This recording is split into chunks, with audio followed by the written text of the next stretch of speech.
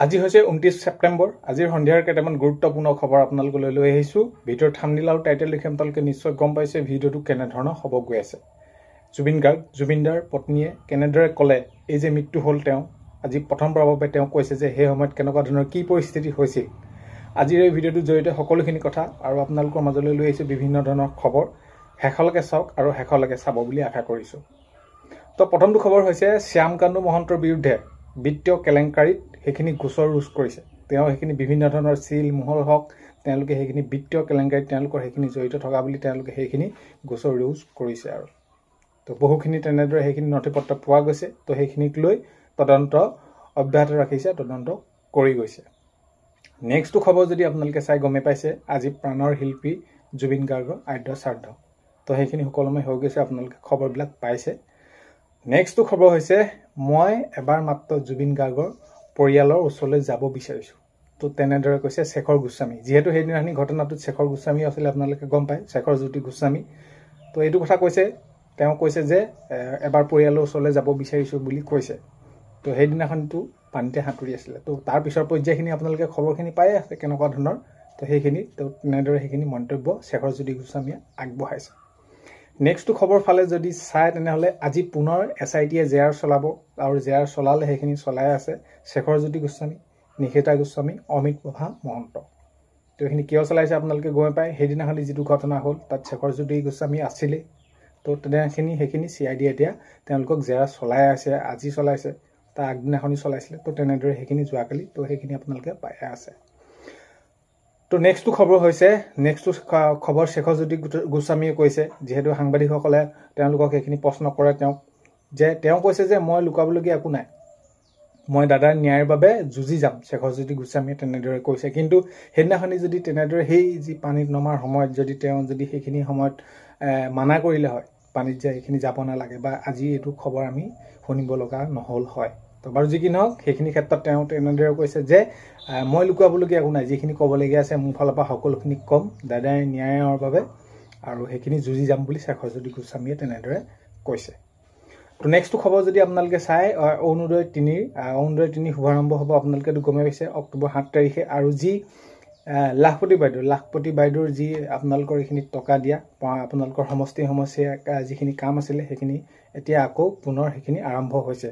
যিহেতু এইখিনি অলপমান সাল সলনি হ'ল, আৰু অৰুণোদয় আঁচনিৰ ক্ষেত্ৰতো আপোনালোকে গমে পায় 17 আছিলে, তাৰপৰা 25 তাৰিখে আছিলে, তাৰপৰা এতিয়া 7 অক্টোবৰ তাৰিখে এইখিনি শুভাৰম্ভ কৰাৰ ঠিকনা এইখিনি ডেট দিছে, 7 তাৰিখে আপোনালোকৰ অৰুণোদয় আঁচনি। আৰু বাকী লাখপতি বাইদেউৰ ক্ষেত্ৰত আপোনালোকৰ এইখিনি সাল সলনি কৰি পৰ্যায়ক্ৰমে এতিয়া আকৌ আগন্তুক তেনেদৰে দি গৈ থাকিব আপোনালোকৰ এই যি উদ্যমিতা আঁচনিৰ 10,000 টকাটো।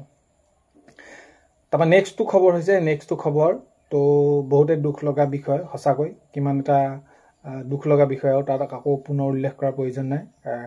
তেওঁ গৰিমা শইকীয়া গাৰ্গে কৈছে, জুবিন গাৰ্গৰ পত্নীয়ে কৈছে যে ভাগৰুৱা জুবিন গাৰ্গক সাগৰত নামিবলৈ দিব নালাগিছিল। তো বহুত বেছি সেইটোৱে চবেই কৈ আছে, সকলোৱে জানিছিল তো কেনেকুৱা ধৰণৰ কি পৰিস্থিতি হয়। জুই আৰু পানীত তেনেদৰে যাবলৈ মানা কৰি থৈছে ডাক্তৰে, তথাপিতো তেনেদৰে নিব লাগে কেলে।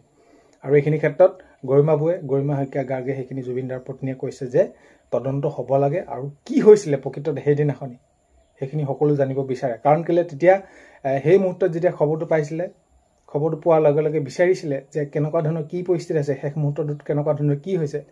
এবাৰ নে দুবাৰ তেনেদৰে সেইখিনি কোৱাৰ পাছত তাৰপাছত আৰু যোগাযোগ কৰিব বিচাৰিছিলে, যদিও সেইখিনি যোগাযোগ তেনেদৰে নাপালে। চ' সেইবাবে কৈছে এইখিনি জানিব বিচাৰিছোঁ, তদন্ত হ'ব লাগে।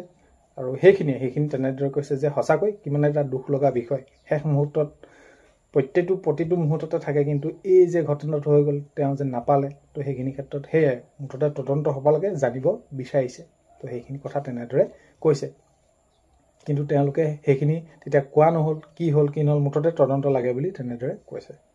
নেক্সটটো খবৰ ফালে যদি চাই, নেক্সটটো খবৰ হৈছে যে যিকোনো সময়তে গ্ৰেপ্তাৰ হ'ব পাৰে শ্যামকানু মহন্ত আৰু সিদ্ধাৰ্থ শৰ্মা এইখিনি ক্ষেত্ৰত।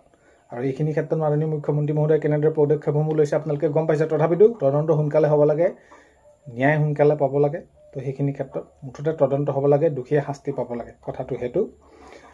নেক্সটটো খবৰ হৈছে জুবিন গাৰ্গৰ মৃত্যুৰ সৈতে জড়িত সকলো লোককে শাস্তি দিয়া হ'ব। এইখিনি ক্ষেত্ৰত মাননীয় মুখ্যমন্ত্ৰী মহোদয়ে আজি কৈছে, হয় জুবিন গাৰ্গৰ মৃত্যুৰ সৈতে যিসকল জড়িত হৈ আছে তেওঁলোক সকলোকে শাস্তি দিয়া হ'ব বুলি মাননীয় মুখ্যমন্ত্ৰী মহোদয়ে জনাইছে।